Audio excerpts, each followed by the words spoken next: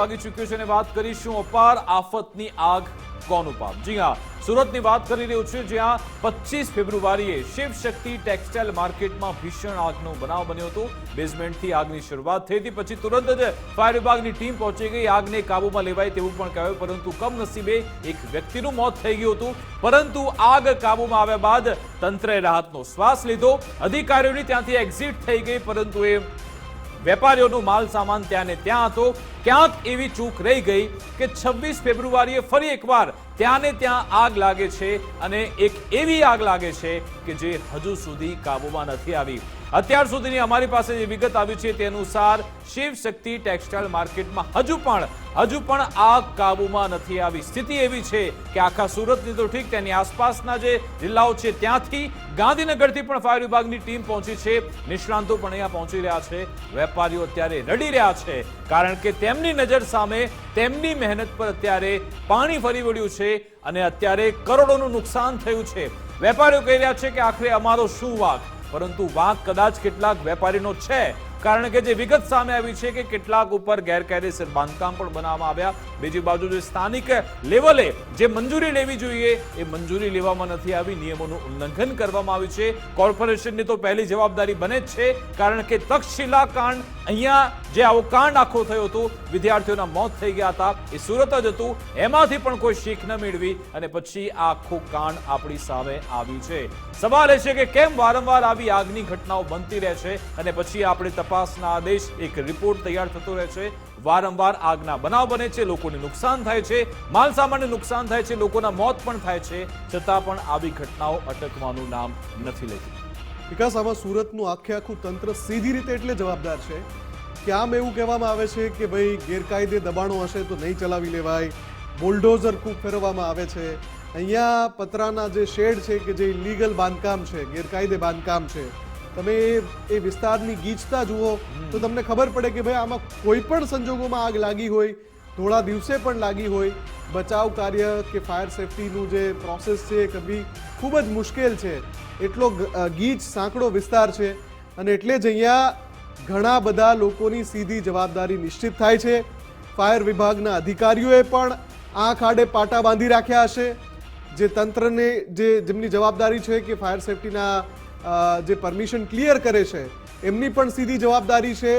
એ લોકો પણ છે કે જેમણે ત્યાં દબાણ કર્યું છે। આપણી સાથે લક્ષ્મણ ડુંગરાણી જોડાઈ ગયા છે કે જે ફાયર સેફટી એક્સપર્ટ પણ છે અને નિવૃત્ત ફાયર અધિકારી છે।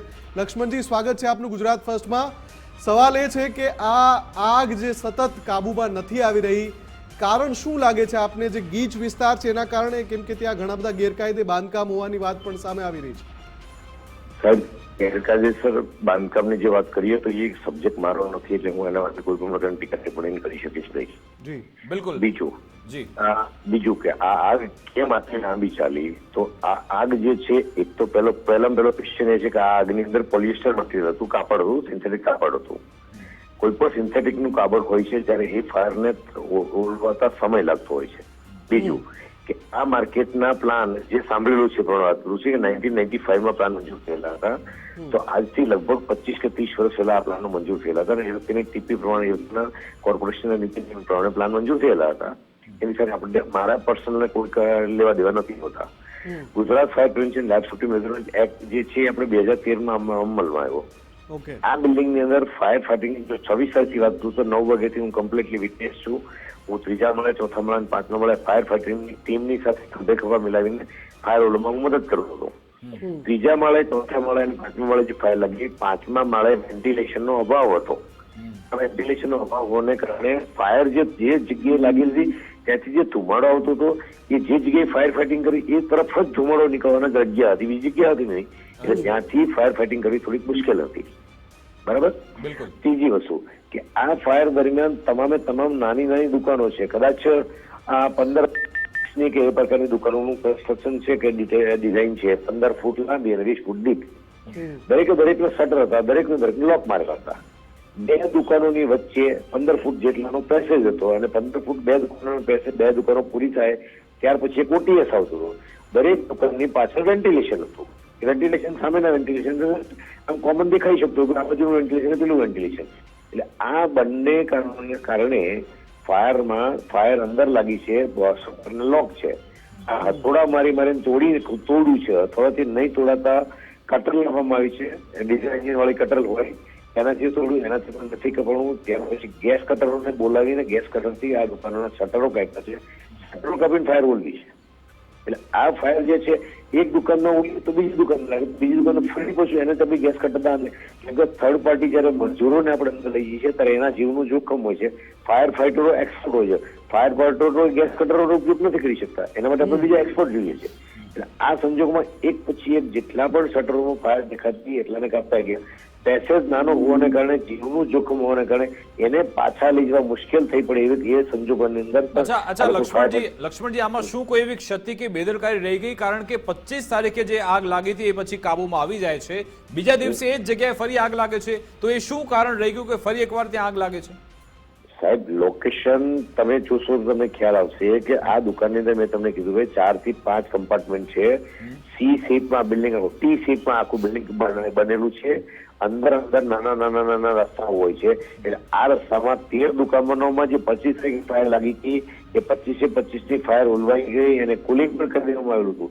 પણ કદાચ બની શકે એવું કે પાછળનું જે વેન્ટિલેશન છે એ વેન્ટિલેશનમાંથી સામેના ભાગમાં એકાદો તણખો ઉડ્યો હોય ને ત્યાં બંધ શટરની જે ફાયર ગઈ હોય તો એ 25 તારીખે ખબર ના પડી હોય.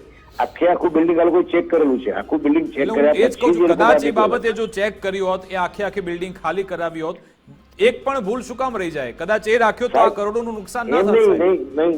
નહીં આ જસ્ટ એઝમ્પશન છે, આખું બિલ્ડિંગ ચેક કરેલું હતું, કરેલું જ હોય, કરવામાં જ આવે. અને એક પણ માણસ અંદર નહોતો રાત્રે. અને બીજું કે આ બધા લોક મારેલા હોવાને કારણે એ કેવી રીતે શક્ય બની શકે? કેમ કે કપડું એટલું હતું, રમઝાન હોવાને કારણે આ લોકોએ કાપડ બહુ જ પરચેઝ કરેલું હતું અને સ્ટોક ઘણો બધો હતો. આ સ્ટોક હોવાને કારણે એક વસ્તુ કપડું કદાચ 500 માણસને ડિપ્લોય કરવામાં હતો એ પણ કપડું બહાર ન કાઢી શકાય. આજની તારીખ કોઈ કપડું છે જે કપડું બહાર નીકળી ન શકે. લક્ષ્મણજી શું લાગે છે હજુ કેટલો સમય લાગશે કે સંપૂર્ણપણે આ આગ છે કાબુમાં આવી જાય? કેમ કે વારંવાર સમાચાર આવી રહ્યા છે કે થોડી વારે ફરીથી આગ લાગી રહી છે. હું એને તમે જવાબ આપું છું. પોલિએસ્ટર કપડાના સાડીઓ જે છે, સાડીઓના બંચ બાંધેલા હોય એટલે ઉપરના બંચ જો ફાયર ફાટી ઢગલા પડેલા હોય બંચ ફાયર ઉલવાઈ જાય છે. ઉલવાઈ ગયા પછી ત્યાંથી ત્યાં રૂબરૂ જવામાં આવે, ત્યાં જઈને જોવામાં આવે તો ફાયર ઉલવાઈ જાય દેખાય. પણ નીચે જો કાગળનો બંચ હોય તો કાગળના છેલ્લા ખૂણા સુધી ફાયર હોય છે. એ જ્યાં સુધી ઉઠાવી ન કરવામાં આવે ત્યાં ફાયર ઉલવતી નથી હોતી. એ જ વસ્તુ અહીંયા લાગુ પડે છે. છેક એન્ડ સુધી જ્યાં સુધી કપડામાં ફાયર છે એ ખબર નહીં પડે ત્યાંથી ઓલવાયેલી હોતી નથી. એને કુલિંગ દ્વારા ઓલી શકાય છે. હવે આટલી બધી દુકાનોમાં કુલિંગ કરવું કેમ કે અંદર જઈ શકાય પરિસ્થિતિ નથી. અત્યારે તમે જોશો રાતના પણ લક્ષ્મણજી આપ માનો છો કે જો વેન્ટિલેશન બરાબર હોત તો પછી આટલી બધી ખુમારી ના થાય, આટલું બધું નુકસાન ન થયું હોત? 100% રાઈટ. એટલે એનું ધ્યાન રાખવું જોઈએ કોમ્પ્લેક્સમાં. જી, જો વેન્ટિલેશન હોત તો મળો બહાર નીકળી ગયો. વેન્ટિલેશન સામાન્ય ઉપર હોય, આપણે આપણા ઘરમાં વેન્ટિલેશન છે ક્યાં છે તો ઉપર છે, તો એ વેન્ટિલેશન માંથી ધુમાડો બહાર નીકળી ગયો એટલે નીચે ફાયર ફાઇટિંગ કરી શકે. આખી બિલ્ડિંગ પેક હતી એના કારણે પછી સતત ધુમાડો અંદર ને અંદર રહ્યો ને વારંવાર પાંચમા માળે આખું બિલ્ડિંગ પેક હોવાને કારણે ધુમાડો બહાર નીકળી શક્યો નથી. એ જગ્યાએ જવાનો રસ્તો હતો, એ જ જગ્યાએથી ધુમાડો બહાર નીકળતો હતો.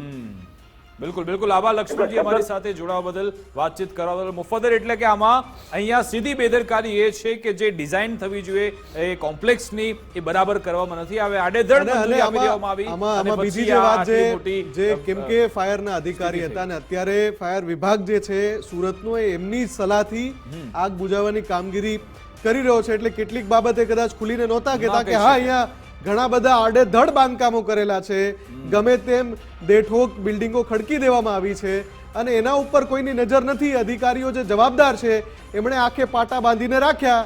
એટલે આ બધું તો એ બોલવાના નથી કેમ કે એમના પેલામાં નથી આવતું, દાયરામાં નથી આવતું. પણ એમણે એટલું સ્વીકાર્યું કે 5મો માળ જે છે ત્યાં કોઈ વેન્ટિલેશનની વ્યવસ્થા જ નહોતી. બધું પેક કરી દેવામાં આવ્યું હતું, અંદર હકડેઠડ માલ ભરવામાં આવ્યો હતો અને એની અંદર જ્યાં ફાયર સેફટી હોવી જોઈએ પણ આટલો ગીચ બિલ્ડિંગ, આટલી સાંકડી જગ્યા અને ત્યાં મને નથી લાગતું કે કોઈ બાબતોનું ધ્યાન રખાયું હશે. અને એના કારણે એટલા માટે અહીંયા જ્યારે મેયરને સવાલ પૂછ્યો એમણે કહ્યું કે બધું જ છે, ફાયર છે, એનઓસી છે, તો ગેરકાયદેસર જે શેડ ઉભા કરેલા હતા તો પછી એનઓસી અહીંયા આપવામાં કેમ આવી? સૌથી મોટો સવાલ તો એ જ આવે છે કે જો ત્યાં તમને ખબર છે કે અહીંયા વિસ્તાર પેક કરી નાખ્યો છે, એન્ટ્રી એક્ઝિટ બરાબર નથી, તો પછી તે ફાયર એનઓસી એમને મળવી જ ના જોઈએ. એનો મતલબ કે આમાં પણ ગાલમેલ કરવામાં આવી છે, અહીંયા પણ ગફલો કર્યો છે, એટલા માટે જ પછી આ સ્થિતિ અહીંયા સર્જાયેલી છે. હવે ભલે આપણે ફાયર વિભાગના જવાનોને સલામ કરીએ છીએ, લોકો અત્યારે છેલ્લા 36 કલાકથી મહેનત કરી રહ્યા છે કે આ કાબૂમાં આવે. ઘણા બધા લોકો દિવસ રાત જોયા વગર પોતાના પરિવારને ઘરે મૂકીને ફાયર કર્મીઓ અત્યારે મહેનત કરી રહ્યા છે. એમની મહેનત અહીંયા કામે લાગે એ જરૂરી છે. આખું તંત્ર અહીંયા કામે લાગેલું છે, આ કાબૂમાં આવે તે માટેના પ્રયત્નો થઈ રહ્યા છે. પરંતુ આમાંથી શીખ મેળવવી જરૂરી છે, કારણ કે ફક્ત હાઈકોર્ટ દંડો પછાડે ને પછી તમે ખાલી નાટક કરો કે અમે ગેરકાયદેસર બાંધકામ હટાવીશું, ફાયર એનઓસી બરાબર તપાસીશું, એવું નહીં ચાલે. અમદાવાદમાં મુફદ્દલ હમણાં થોડા સમય પહેલા એક ફાયર જે કર્મી છે લાંચ લેતા ઝડપાયા હતા. કેમ? કારણ કે એનઓસી નહોતા આપતા. આવી ઘણી બધી ઘટનાઓ બની ચૂકી છે, ઘણી બધી આગની ઘટના બની ચૂકી છે. છતાં પણ આ લોકોને પૈસા કમાવામાં એટલો બધો રસ છે કે લોકોના જીવ ભલે પડી કે બંધાઈ જાય, ભલે લોકોના જીવ અહીંયા જતા રહે, પરંતુ આપણે ફક્ત ને ફક્ત પૈસા જ કમાવો છે, એમાં ને એમાં આ લોકોને ઇન્ટરેસ્ટ રહેતો હોય છે અને પછી આવી ઘટનાઓ બનતી હોય છે.